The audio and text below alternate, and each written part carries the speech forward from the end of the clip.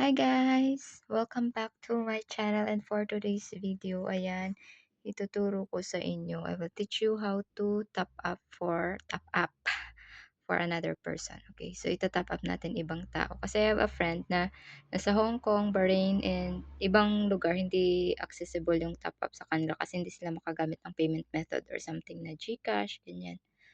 So, ganito lang yan. So, ang ita-top up ko ngayon is si Ate Hunter. Ayan, nagpapa-top up siya.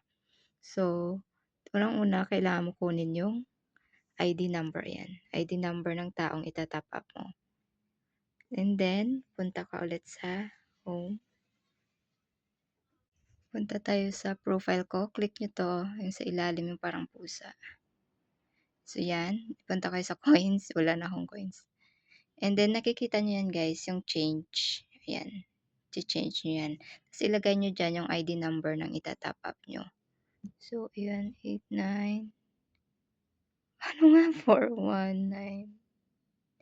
Wait, I'm not sure. Ay, maling tao 'to. So, make sure, kung na dapat tamang tao yung ita-top up niyo. Wait, 'di ko na-memorize yung ano niya, ID number niya. 1894196. Okay. So, dito, 1894196. So, dapat makikita niyo guys na tamang tao yung ita-top up niyo, mamaya ibang tao. So, nagpapa-top siya sa'kin ng ₱58. Click ko lang 'yan, and then naka-connect naman kasi ako sa GCash yung mode of payment ko, Tap Buy. So, make sure din na yung GCash niyo ay may enough na coins.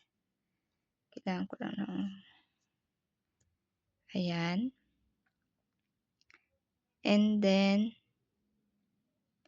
'pag payment successful, lalabas yan guys, successful top up. So, yan lang, kapag may nagpapa-top up sa inyo na iba, screenshot niyo lang para meron din kayong meron din kayong reference number or something na patunay na na-top up niyo siya. So, hindi ko na-picturan pero okey lang 'yun. So, yun lang guys. Ganun lang naman kadali mag-top up. So, nakita nyo kanina lumabas successful top up. Ibig sabihin, pumasok na yung coins dun sa tao. So, yun lang. Thank you so much for watching. Bye-bye.